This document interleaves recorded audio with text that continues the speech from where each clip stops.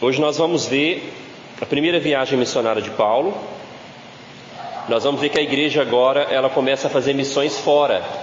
E vai ter também o primeiro concílio da igreja. Que é concílio? A primeira reunião da igreja para decidir coisas importantes. A gente sabe que desde que a igreja iniciou com os apóstolos, ela sempre fez missões. Mas parece que ela era meio empurrada para fazer missões, lembra? Era uma perseguição, era algo que acontecia e eles tinham que sair pregando. Mas agora nós vemos que a igreja, inspirada pelo Espírito Santo, sai para fazer missões. Atos 13, se você ver do versículo 1 a 3, vai falar o primeiro envio missionário. Diz assim a palavra do Senhor: havia na igreja de Antioquia profetas e mestres: Barnabé, Simeão, por sobrenome Níger, Lúcio de Cirene, Manaém, Colasso de Herodes, o tetrarca, e Saulo. E servindo eles ao Senhor e jejuando, disse o Espírito Santo: separai-me agora Barnabé e Saulo para a obra a que os tenho chamado. Então, jejuando e orando, e impondo sobre ele as mãos, os despediram. Primeira dupla de missionários. Você vê que Barnabé era meio que líder, né? O nome dele é falado primeiro, quando eles são enviados. Ele ainda era tipo um discipulador de Saulo, né? Nós vimos em capítulos anteriores que ele é que acolhe Saulo, lembra? Quando eles estavam com medo dele, ele que inicia, né? E agora, o Senhor dá direção. Que interessante, no versículo 2, quando a igreja está servindo ao Senhor, o Senhor dá direção para ela, né? Eles estavam ali cultuando a Deus, né? Naquela igreja, normalmente. Daí chegou um dia que Deus falou com eles pelo Espírito Santo: tem dois aí que eu quero enviar eles para outro local. E veja que interessante a importância da igreja. Ela está em jejum e oração. Deus ele vai fazer grandes coisas, mas também falar grandes coisas com a igreja quando a igreja está em jejum e oração. A gente tem que fazer isso mais. Lembra que a gente fazia uma semaninha? A gente fez a cada trimestre, né? A semana que vem eu quero fazer de novo, para a gente se preparar para o final do ano, tá bom? Uma semana de jejum e oração. E daí eles estavam cultuando a Deus, como a gente aqui, num dia comum, jejuando, orando. Daí o Espírito Santo falou com a liderança: olha, tem dois aí que eu quero enviar. Se o Espírito Santo falasse assim conosco, enviar dois aqui, seria bom, hein? Vamos enviar dois aí. Ou um casal. Ou mesmo Deus, né? Pode enviar hoje missionários também da igreja aqui de Abaeté, por que não? E daí, irmãos, eles deram tchau, né? No versículo 3 diz que eles, impondo as mãos, né, despediram eles. Eles já estavam preparados, né? E deram tchau para eles. E eles foram para a missão. A primeira viagem missionária de Paulo, irmãos, ele viajou mais de 2.000 quilômetros. Dá para você ver lá, eu trouxe um mapinha hoje para vocês verem. E lembrando que essas rotas, né, onde era água, era barco, né, navegação, navios. E onde não era, era o jeito da época, né, aqueles cavalo, né, a pé. Estima-se, não, a Bíblia não fala, mas estima-se que ele demorou na primeira viagem de 3 a 4 anos, né? Cada local também a Bíblia não fala especificamente quanto que ele ficou em cada local. Mas por que fala a primeira viagem? Porque ele saiu de Antioquia, que era a igreja enviadora, tá vendo lá? E daí o prazo dele rodar todas aquelas cidades que nós vamos ver aqui, no capítulo 13 e 14, daí ele volta para Antioquia e dá o relatório da primeira viagem. Então, mais de 2.000 quilômetros. A segunda viagem é mais de 3.000 quilômetros. Rodou muito para pregar o evangelho. Então, a primeira cidade que ele foi, qual que foi? Está ali no mapa. Aquela ilha? Chipre. Ele saiu de Antioquia e foi para Chipre. Era uma ilha, então foi navegando. Vou ver o versículo 4 para você ver do capítulo 13. Enviados, pois, pelo Espírito Santo, desceram a Seleucia e dali navegaram para Chipre. Em Chipre, do versículo 5 a 12 do capítulo 13, é muito interessante, porque vai mostrar que apenas um homem se converte, mas era um homem, talvez o mais importante da ilha. E vai mostrar também para nós como que o diabo está doidinho para atrapalhar que a igreja não prega o evangelho e não sai para pregar. Porque olha para você ver, no versículo 6, diz que eles atravessaram toda a ilha de Pafos, encontraram certo homem judeu, mágico, falso profeta, de nome Bar-Jesus. Era um falso profeta. E daí, no versículo 7, diz que tinha um homem importante chamado Sérgio Paulo, e era um homem inteligente, e ele, tendo chamado Barnabé e Saulo, diligenciava para ouvir a palavra de Deus. Olha que interessante, é ele que chama os missionários para ouvir. Isso aconteceu comigo uma vez. É muito interessante, né? Você está ali para pregar e a pessoa, me fala aí, né? E ele estava interessado em ouvir a palavra de Deus, né? Diz que ele era procônsul, era uma espécie de prefeito, mais ou menos assim. Mas olha o versículo 8. Mas opunha-se-lhe Elimas, o mágico, e aqui já é outro nome, né? Que ele é chamado o falso profeta, porque assim se interpreta o seu nome, procurando afastar da fé o procônsul. Então ele, de alguma maneira, ele queria atrapalhar esse homem, o nome dele qual que é mesmo? Sérgio Paulo, né? De ouvir. E daí Paulo, olha o versículo 9, diz, ainda chamado de Saulo, né, o nome hebreu, diz que ele, cheio do Espírito Santo, fixou os olhos nele e disse, versículo 10, ó filho do diabo, cheio de todo engano e de toda malícia, inimigo de toda justiça, não cessaras de perverter os retos caminhos do Senhor? Paulo repreende ele, tem aquele discernimento espiritual. Veja que esse homem não está endemoniado, mas Paulo chama ele de filho do diabo, que ele estava atrapalhando os caminhos do Senhor. E daí Paulo vem e põe intercede contra ele, né? Diz que ele fica cego. No mesmo instante caiu sobre ele a névoa e a escuridão, e andando à roda procurava quem o guiasse pela mão. Versículo 12. Então o procônsul, vendo o que sucedeu, creu maravilhado com a doutrina do Senhor. O que nós aprendemos aqui? Às vezes vai ser só um mesmo que Deus vai enviar os missionários para alcançar. Oi? Isso. Mas a gente vê o diabo, ele quer atrapalhar a pregação do Evangelho, usando pessoas. E o discernimento espiritual é importante para você saber e repreender. Ó filho do diabo, cala a boca, porque agora vou pregar o Evangelho. E no versículo 12 diz que o procônsul, ele não ficou maravilhado com esse espécie de milagre. Ele ficou maravilhado com a doutrina, que é a palavra de Deus. Então agora, do versículo 13 a 15, a gente vai passar rapidinho, tá? Para ver como é que foi toda a viagem. Depois a gente vê as aplicações. Do versículo 13 a 15, agora eles vão para Perge. Olha lá. Pega a navegação de novo, ó. Vão para Perge lá em cima. É a segunda cidade que Paulo desce, junto com Barnabé. Mas olha o versículo 13. Desculpa. Foram 3 missionários. João, também chamado de Marcos, que era amigo de Barnabé, alguns dizem que até primo, foi junto na viagem. Então eram 3 missionários. Só que João, no versículo 13, vai dizer que ele volta para Jerusalém. Ele deixa a equipe. Ele não volta nem para Antioquia, ele volta para Jerusalém, para a igreja mãe. Isso é aquele na morte de Paulo? Isso. Paulo vai ficar bem chateado com esse João aqui, gente. Tanto que na segunda viagem, vocês vão ver semana que vem, Barnabé quer levar ele de novo. Daí Paulo fala assim, se ele for, eu não vou, nas minhas palavras. Mas é engraçado que depois ele agradece. No final da vida, né, ele manda chamar ele de novo, porque daí Paulo já estava mais velho, experiente, e perdoa ele. Mas será que ele ficou desanimado de ver esse embate? Porque a gente está lendo aqui uma narrativa rápida, né? Mas talvez esse embate com esse falso profeta foi difícil. Talvez foi, né? Talvez a viagem foi difícil. Aqui não tá, a Bíblia não vai relatar tudo, né? Mas ele desanima da missão. Ele volta para casa. E depois nós vamos ver, eu acho que daí Paulo fica mais chateado ainda, que na próxima cidade, Paulo quase morre apedrejado. E daí eu fico pensando assim, eu estou aqui tomando pedrada e o cara me abandonou aqui, né? Na próxima ele não vai comigo não.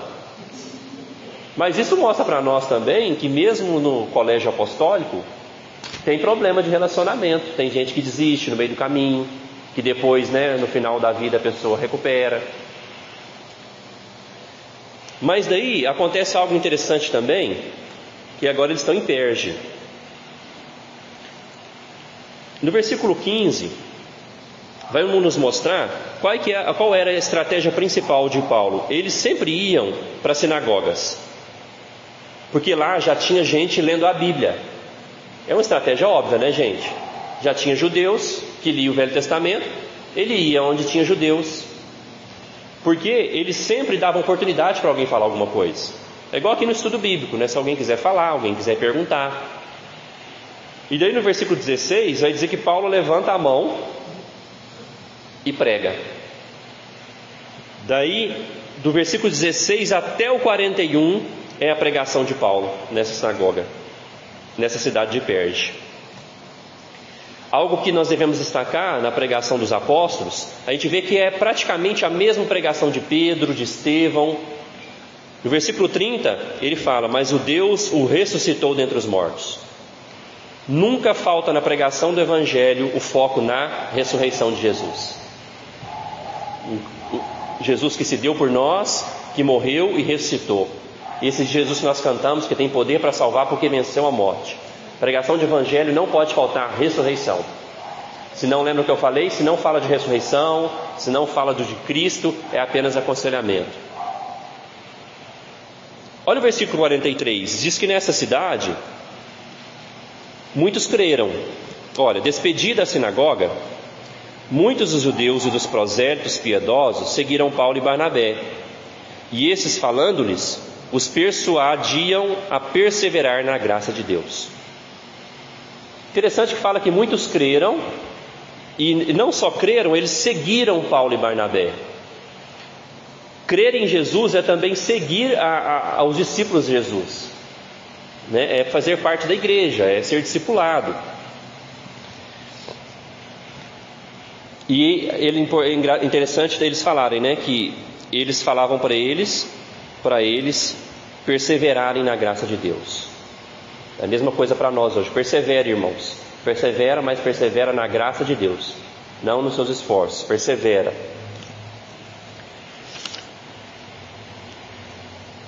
No versículo 42, mesmo que lá em Perge muitos creram, tinha uns que queriam ouvir mais depois. Sabe quando a pessoa fica em dúvida?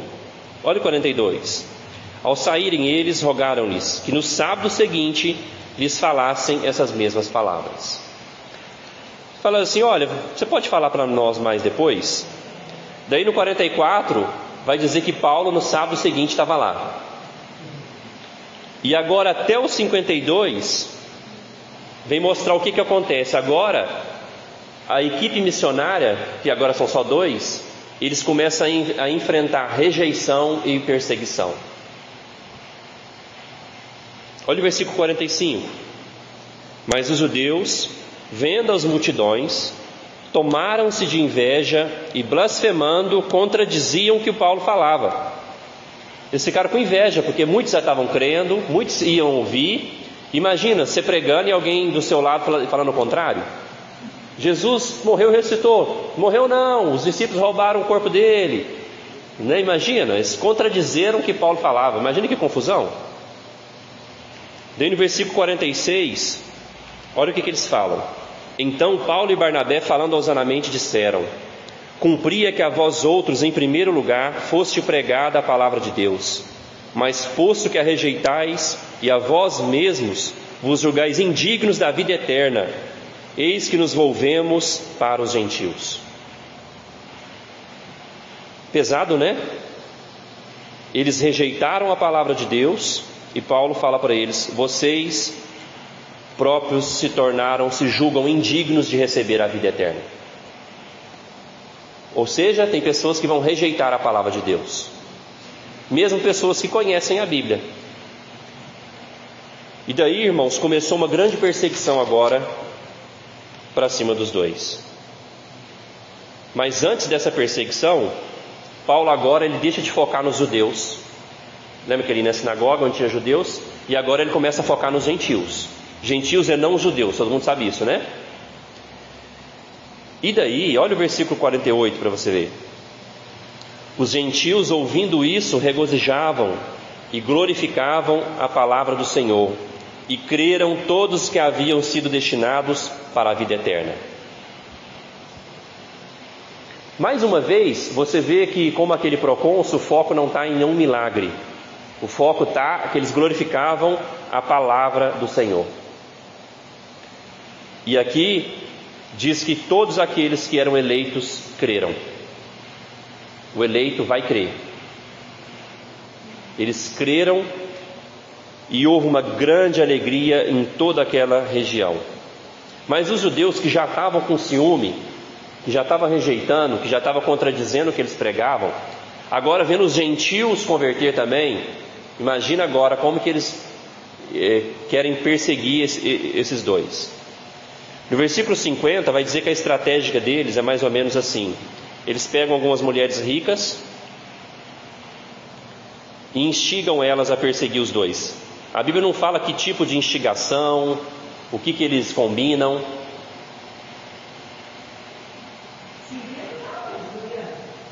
(13:50) Eles perseguiam, e vai dizer no final, expulsando-os do seu território. Não sei o que eles tramaram, a Bíblia não está falando, mas está falando que eles juntaram com algumas mulheres ricas, de boa influência na sociedade, e deram um jeito de correr com esses dois aqui. Versículo 51 vai dizer que antes deles partirem, agora para Icônio, eles sacodem o pó dos pés. O que você acha que significa isso? Você pegar, você sai da poeira, está grande,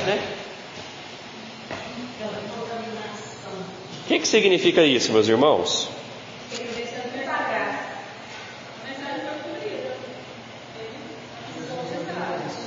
Tudo a ver com que vocês falaram, mas Jesus que falou para fazer isso. Olha em Mateus 10,14, só ouça. Se alguém não vos receber, nem ouvir as vossas palavras, ao sairdes daquela casa ou daquela cidade, sacudi o pó dos vossos pés. Simbolizando tudo que vocês estão falando. Tem casa que não vai receber a palavra de Deus. Ou tem, a maioria, talvez, finge que recebe, Sorri, que legal, bacana demais. Então o que Jesus quer ensinar aqui? Não insiste. Bate a poeira do pé, significa o quê? Bola para frente, parte para outra. E o Paulo e Barnabé falaram, beleza, então estamos indo. Como se fosse onde Jesus está sendo crucificado, mas Pilatos estava nas mãos. Mais ou menos, Fiz minha parte, Ou o barulho das mãos, nada mais. Isso mesmo. 52, eles estavam tristes por causa de ser rejeitado lá. Felizes, alegria no Espírito Santo. Fazer a obra de Deus causa alegria, porque a gente está obedecendo a Deus. A alegria do Espírito Santo de pregar o Evangelho, pregar a palavra de Deus. Irmãos, eles agora caíram em Icônio. Estamos correndo, tá? Capítulo 14 vai ter mais 2 ou 3 cidades. Calma, vamos ver lá. Eles chegaram em Icônio, no capítulo 14, olha só. Em Icônio, Paulo e Barnabé entraram juntos na sinagoga judaica e falaram de tal modo que veio aqui grande multidão, tanto de judeus como de gregos. Paulo volta para a estratégia de ir para a sinagoga, mas essa sinagoga, ela era mais frequentada por gentios também. Então ele estava no lugar certo. É tudo que um pregador sonha, pessoas que estão querendo aprender a Bíblia, Então ele era estratégico. Veja, irmãos, na missão da igreja, a igreja tem que ser estratégica. É espiritual? É espiritual, mas tem que ter estratégia, Nós temos que ser inteligentes na pregação do Evangelho. Eles foram, muitos judeus também creram agora, mas versículo 2, nem todos vão crer, gente. Versículo 2 fala que tinha muitos incrédulos. E eles incitaram e irritaram os ânimos dos gentios contra os irmãos. Mais uma vez, há um grupo que quer parar a pregação do Evangelho, São chamados de incrédulos. Eles dividem a cidade. Olha o versículo 4. Mas dividiu-se o povo da cidade. Uns eram pelos judeus e outros pelos apóstolos. Versículo 5. e como surgisse um tumulto dos gentios e judeus, associados com as suas autoridades, para os ultrajar e apedrejar. Eles deram um jeito, de envolver as autoridades da cidade com os judeus, e a cidade estava dividida. Alguns creram, alguns não creram, e eles queriam matar eles a pedrada. E Paulo quase morreu nessa cidade. Nós vamos ver aqui. Irmãos, eles fugiram, Versículo 6 diz que eles, sabendo do plano, deles fugiram. Lembrando que eles estão em Icônio ali, Eles subiram, está lá em cima agora, Está vendo? Eles saíram, estão lá em cima em Icônio agora. Eles fugiram para Listra, que está um pouquinho para baixo. Ok? É aquele negócio, a gente tem que ser também inteligente no sentido de fugir.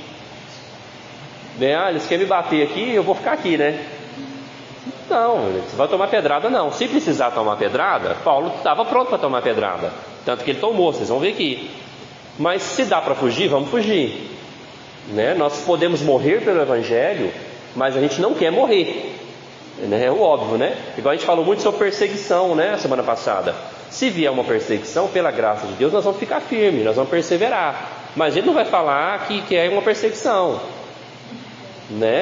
A gente não é masoquista, Mas se precisar sofrer pelo Evangelho, Deus vai nos dar graça e a gente vai ficar firme.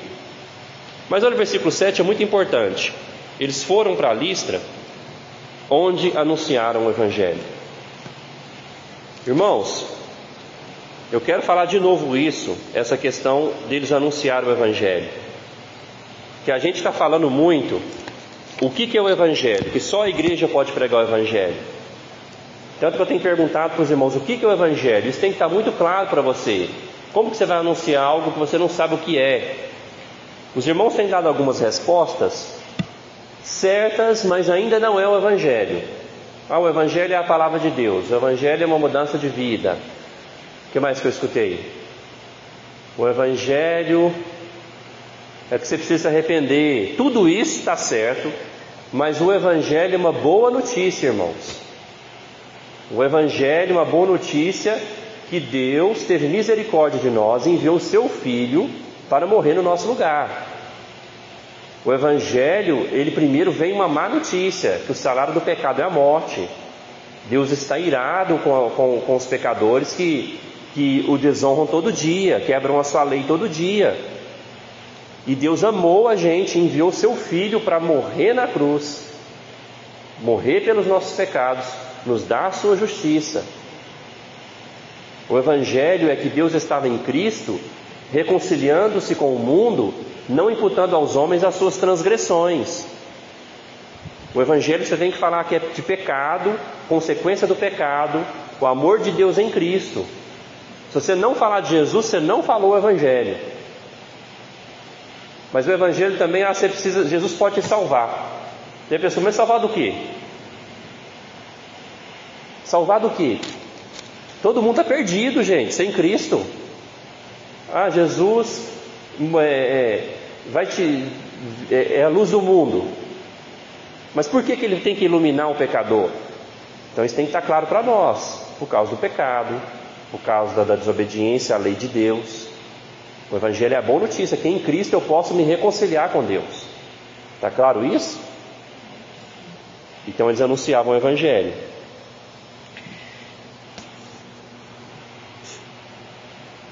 Em Listra, aonde eles foram fugindo, acontece agora um milagre. Veja que antes não relata muitos milagres, Relata a pregação, e as pessoas criam na doutrina, se maravilhavam com a palavra do Senhor. Mas agora acontece um milagre muito parecido com aquilo que aconteceu com Pedro. No versículo 8 vai dizer que é um aleijado. E no versículo 10, Paulo cura ele. Apruma-te, direito sobre os teus pés. Ele saltou e andava. Mas lá aconteceu algo muito curioso, que eles quiseram adorar os missionários, porque eles pensaram que eles eram deuses. Olha o versículo 11. Quando as multidões viram o que Paulo fizera, gritaram em língua licaônica, dizendo: os deuses em forma de homens baixaram até nós. A Barnabé chamavam Júpiter e a Paulo Mercúrio, porque este era o principal portador da palavra. Deve ser outro nome, né, dos deuses. Eles pensaram assim: gente, esses não são homens não, são deuses. E diz que eles insistiram tanto, e Paulo pegou e falou assim, vai falar para eles, ó, versículo 15: senhores, por que fazem isso? Nós também somos homens como vós, sujeitos aos mesmos sentimentos, e vos anunciamos o Evangelho, para que destas coisas vãs vos convertais ao Deus vivo, que fez o céu, a terra, o mar e tudo que neles há. Ele fala: eu estou pregando para vocês abandonar essa idolatria, para vocês se converter ao Deus vivo e verdadeiro, que fez todas as coisas. Veja que Paulo, agora ele está pregando para pagãos, para gentios. Ele não usa agora o Velho Testamento, ele usa a criação, porque eles não conheciam, né, como gentios o Velho Testamento.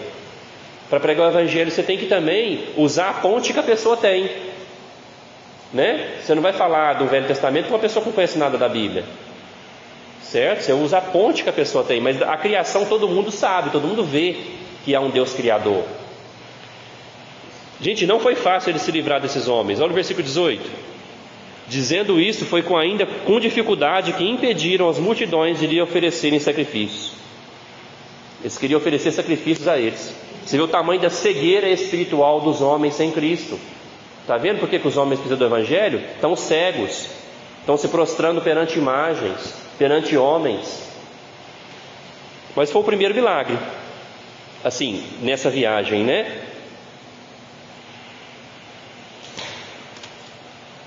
No versículo 19, diz que, mais uma vez, judeus de Antioquia e Icônio, que eram cidades que Paulo já tinha passado, eles continuam atrás deles. Eles foram atrás deles, gente. E vai dizer que eles, mais uma vez, instigando a multidão, apedrejando a Paulo, arrastaram para fora da cidade, dando como morto. Paulo quase morreu de pedrada e jogaram ele para fora na entrada da cidade, né? Eu não sei aqui, talvez ele se deu de morto mesmo, ou talvez ele estava muito mal. Eles pensaram que matamos, então já fizemos o nosso trabalho.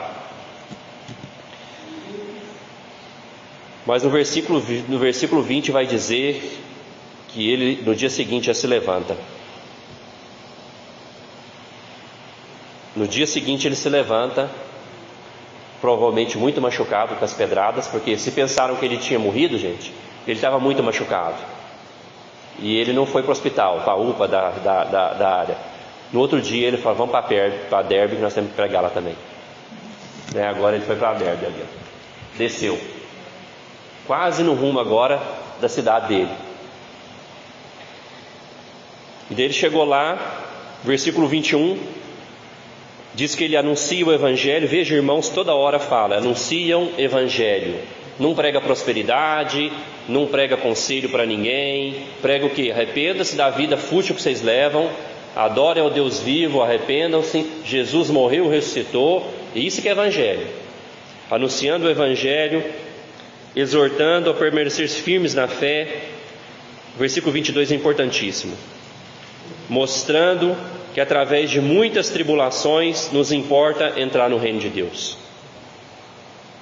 Para entrar no reino de Deus é luta, porque o diabo quer parar a igreja, nós temos os nossos problemas, né? Nós ainda não sofremos isso pelo Evangelho, mas o Evangelho é luta.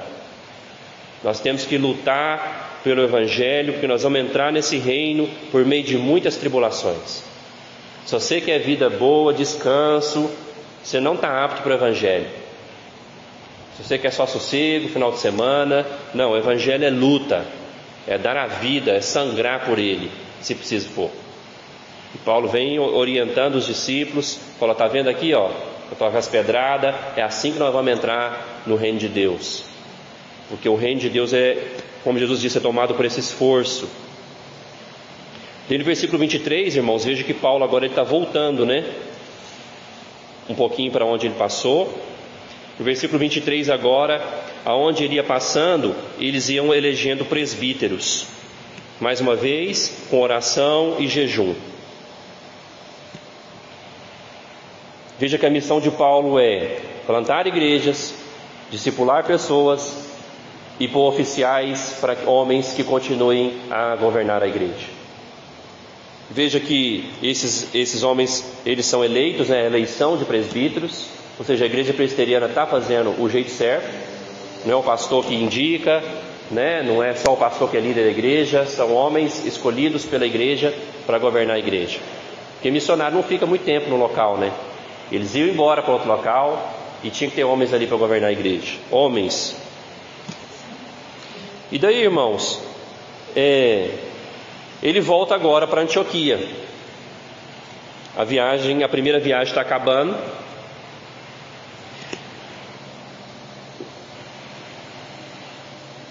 Tem algo interessante aqui, importante, que eu tinha notado.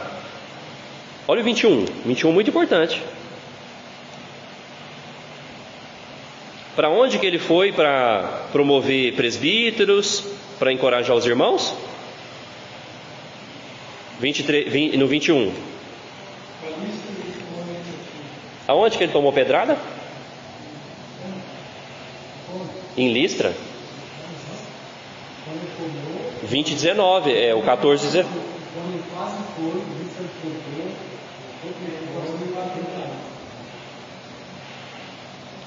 Foi Listra ou Icônio que tomou pedrada, gente? Foi Listra. Mas em Listra foi o que aconteceu, no versículo 19. Agora, Paulo está voltando para onde eles quase mataram ele, gente. Vale a pena destacar isso. Ele está voltando, ali está a setinha dele voltando. Dá para entender ali, né? Icônio, né? Ele volta para Listra. Ele está voltando para onde ele foi apedrejado. E olha também é o povo que não tem necessidade de pelejou, os outros foram seguindo eles e convenceram. Sim. Isso mesmo. A gente vê, né? Ele estava de fato, ele amava a igreja, né? Por que ele voltou para lá? A igreja não estava pronta para ficar sem liderança. Precisava discipular a igreja, precisava eleger presbíteros. E isso, ele estava preocupado com a igreja do Senhor, mesmo que ele ia correr risco. Daí ele volta agora para Antioquia, capítulo 14, versículo 26. Ele volta agora para a igreja que enviou eles.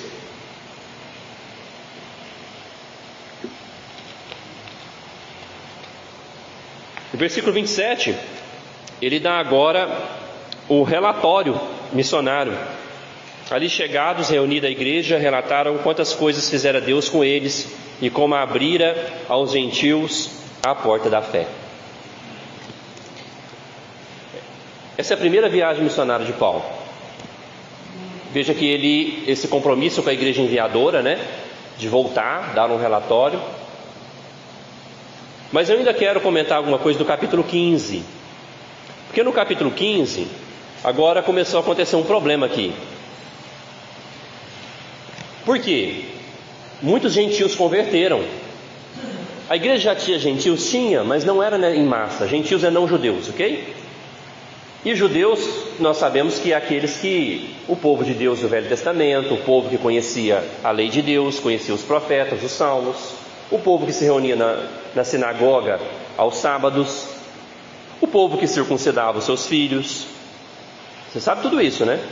Gentios, não tinha nada disso não, gente. Gentios adoravam a gente. Você vê, eles queriam adorar Paulo. Isso é Júpiter que chegou aqui. Daí o que acontece agora? Agora a igreja mistura esse povo. E não foi fácil resolver isso. Olha o versículo 1 que aconteceu. Alguns indivíduos que desceram da Judéia ensinavam aos irmãos: se não vos circuncidardes segundo o costume de Moisés, não podeis ser salvos. Os caras saíram da Judéia, da região dos judeus, e foram fazendo um discipulado errado, né? Falando: olha, só Jesus não, vocês têm que circuncidar e seguir a lei de Moisés também. É acrescentar algo à salvação, né? É aquilo que a Igreja Católica fez depois, né? A partir do século 3, século 4, 5, acrescentando coisas, né? Tanto que a reforma volta a igreja para o quê? Somente Cristo, somente a graça, somente a fé. Então eles começaram a falar: olha, só crer em Jesus não está certo não, é um meio caminho andado, vocês têm que circuncidar e se tornar meio que um judeu. Olha o versículo 2: tendo havido da parte de Paulo e Barnabé contenda em não pequena discussão com eles, resolveram que esses dois e alguns outros dentre eles subissem a Jerusalém aos apóstolos e presbíteros com respeito a essa questão. Gente, eles brigaram por causa disso. Deu uma discussão, diz que foi uma contenda e não foi pequena. A gente acha que esse negócio de doutrina, deixa para lá, deixa essa igreja ali ensinando as pessoas errado. Não, a gente tem que levar a doutrina do Senhor uma coisa a sério. Está errado, né? Estão acrescentando coisas da salvação. Sair da igreja mesmo e falar: por que você saiu? Sair porque ele ensina errado. Tem que falar. E daí falou: então vamos mandar para os apóstolos de Jerusalém, a igreja mãe, e para os presbíteros, né? Vamos levar para eles decidir isso. Eles fizeram uma reunião, o primeiro concílio da igreja, para discutir algo que era importante. Olha o versículo 6. Então se reuniram os apóstolos e os presbíteros para examinar a questão.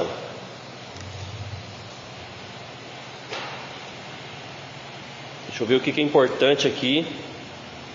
Aqui é o primeiro parecer. Eu quero ver o parecer o discurso de Pedro, que é do 3 ao 11. Pedro primeiro pega a palavra. E Pedro, ele vem falar. Olha o versículo 7. Havendo grande debate, Pedro tomou a palavra e lhes disse: irmãos, vós sabeis que desde há muito Deus me escolheu dentre vós para que, por meu intermédio, ouvissem os gentios a palavra do evangelho e crescem. Ora, Deus, que conhece os corações, lhe deu testemunho, concedendo o Espírito Santo a eles, como também a nós nos concedera. E não estabeleceu distinção alguma entre nós e eles, purificando-lhes pela fé o coração. Agora, pois, por que tentais a Deus, pondo sobre a serviço dos discípulos um jugo que nem nossos pais puderam suportar, nem nós? Mas cremos que fomos salvos pela graça do Senhor Jesus, como também aqueles o foram. Então Pedro fala assim: gente, a lei toda, para seguir a lei, fazer os sacrifícios cerimoniais, é pesada. Nossos pais nunca ninguém cumpriu tudo, nem nós. Nós vamos colocar esse jugo, essa canga, para eles carregar? É justo? Se nem nós conseguimos carregar isso tudo. É aquele negócio, né? A igreja quer pesar tanto para as pessoas que pede mais do que Deus pediu. E daí Pedro fala assim: não, olha o versículo 11. Nós somos salvos pela graça, eles também. Ninguém vai ser salvo por guardar a lei de Moisés, não. Embora os 10 mandamentos, né, eles existem para, é a vontade de Deus para sempre, né?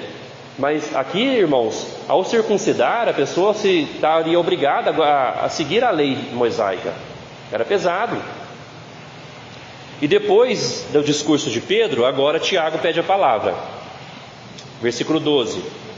E toda a multidão silenciou, passando a ouvir a Barnabé e a Paulo, que contava quantos sinais e prodígios Deus fizera por meio deles entre os gentios. Daí Tiago vem dizer praticamente a mesma coisa, e ele vem defender o seguinte. Olha o versículo 19. Pelo que eu julgo, não devemos perturbar aqueles que dentre os gentios se convertem a Deus. Interessante, né? Não vamos perturbar eles, não. 20. Mas escrever-lhes que se abstenham das contaminações dos ídolos, bem como das relações sexuais ilícitas, da carne de animais sufocados e do sangue. Essa foi a proposta de Tiago. Gente, não vamos perturbar eles, não. Vamos exigir deles o quê? Que eles não tenham mais contato com a idolatria, certo? Qualquer tipo de ídolo. Que as relações sexuais deles sejam corretas, porque a idolatria, né, a vida daquele povo era sexo, né, bagunçado. E que eles não comam animais sufocados e do sangue, né? Isso está no Velho Testamento também, por uma questão de saúde pública também, mas talvez tinha a ver com idolatria. Daí vai dizer, porque talvez esses animais eram sacrificados, né? Às vezes o sangue deles, eles criam que poderia fazer bem.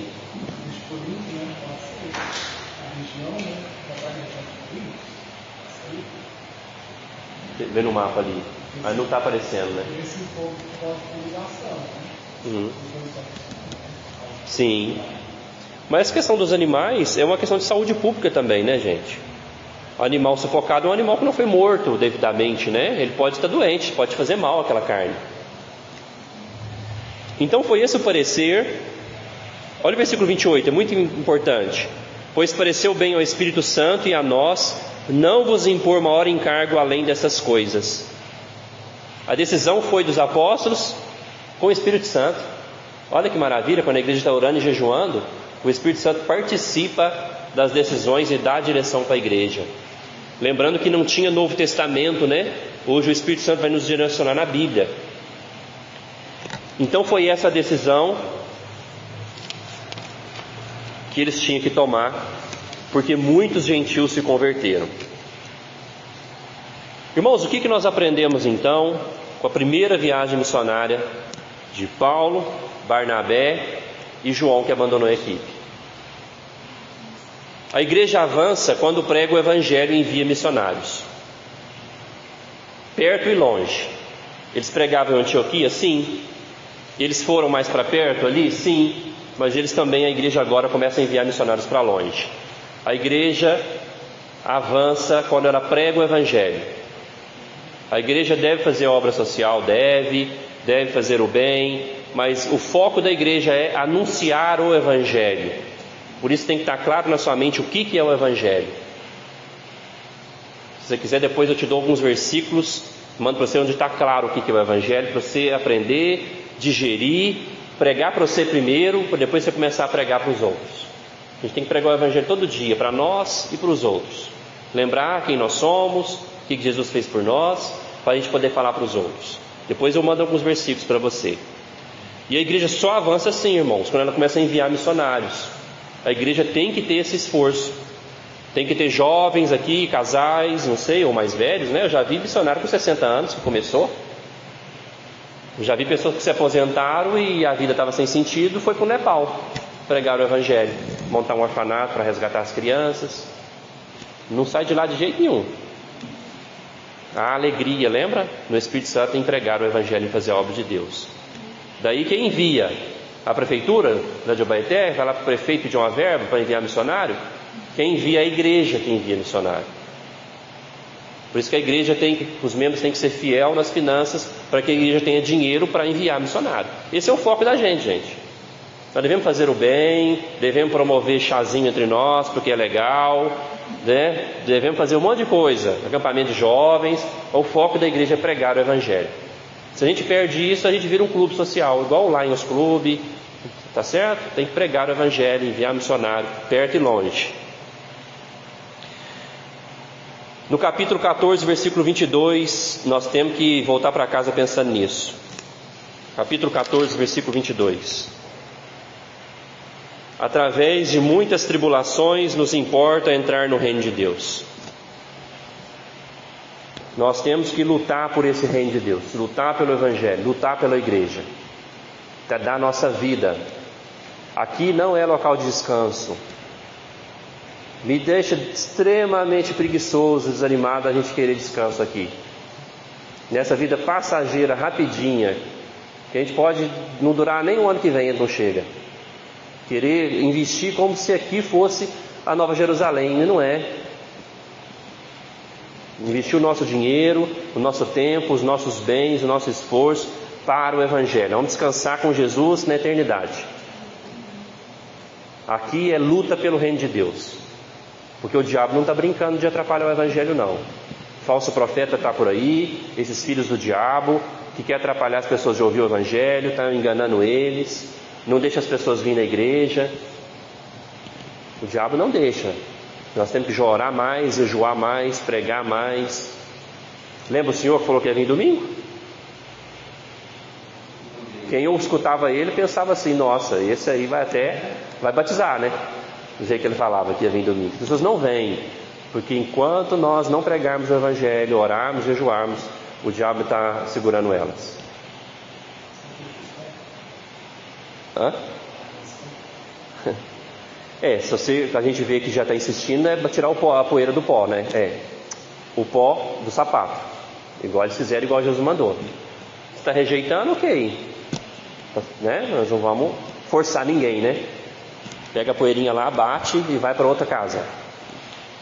Mas você tem que escolher lutar, meu irmão, porque você não lutar significa que você já escolheu um lado. Está entendendo? Ou você luta, você fala: eu quero lutar, né, mas eu não quero também ir contra o evangelho. Não tem jeito. Se você não lutar, você já escolheu um lado. É Jesus que disse isso. Vou ler aqui para vocês Mateus 12:30, rapidinho.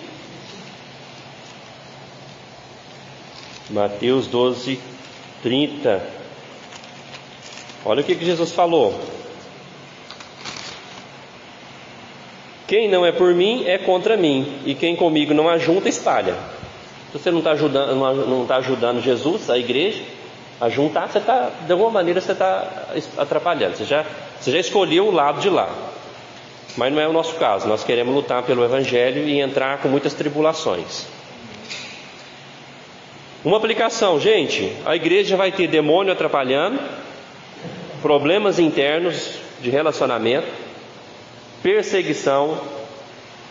Lembrando que nós falamos que a perseguição no Brasil não é essa violência, mas é tirando o nosso foco, né? Ou ou levando as pessoas a ter vergonha de falar que é crente, né? Os jovens, enfim.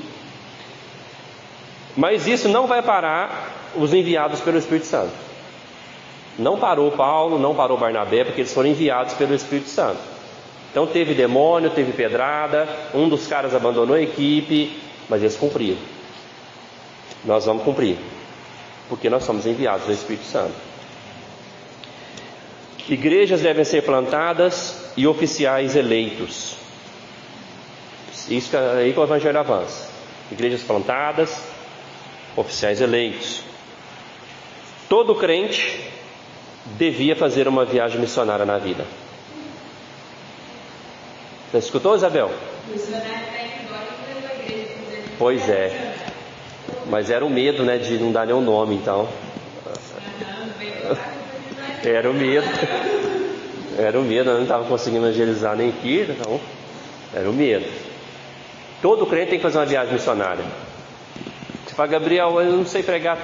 O que você sabe fazer, precisa lá. Em todo projeto missionário precisa de um advogado, de um enfermeiro, tudo. Professor, gente para construir. Não, quando chegava alguém na base missionária que sabia consertar as coisas, nós ficávamos felizes demais. Tinha um cara que ele ia todo ano no Timor-Leste. Ele é meio MacGyver, sabe? Esses caras, ele consertava tudo na base. Ele ia lá só fazer isso. Todo mundo pode oferecer o que tem numa viagem missionária. Você sabe pregar, sabe orar. Você sabe fazer. Você fez a. Espera só um pouquinho, vou deixar os comentários para o final, que eu estou gravando. Vou colocar no YouTube. Tá bom? Já saiu essa fala. No final, mentira. Outra coisa interessante, irmãos: o reino de Deus é espiritual. Os convertidos se unem a uma igreja submissos ao Rei Jesus. Veja que eles não fazem revoltas políticas. As pessoas se convertiam e continuavam submissos lá, né? Aos seus políticos, né? Eles continuavam a vida, mas agora vão fazer parte da igreja. O reino de Deus é esse reino espiritual. E por fim, a decisão de Atos 15 é também para nós, viu? Qual foi a decisão? Fuja da idolatria. Cuidado com as idolatrias do coração, que são as mais sutis. Ok? Não se envolva com idolatria. Cuidado. Sexo ilícito é sexo fora do casamento. Certo? Isso para crente tem que estar bem claro. A igreja tem que ser diferente do mundo. Isso envolve a sexualidade da igreja, né? Nós temos, orienta aí as pessoas que você conhece, os pais aí, orienta os filhos. né? Nós temos que falar isso com os nossos filhos, né? Ou os filhos orientam os pais, né? Às vezes é o contrário, né? Mas, né? Orienta, sexo é no casamento, seja gentil ou judeu. E essa questão da alimentação, né, irmãos? Tem gente que gosta de fazer a coisa com sangue, tudo. A Bíblia fala que para não fazer, não deixa claro por quê, mas se fala que não é para fazer, então não vamos mexer, né? Amém?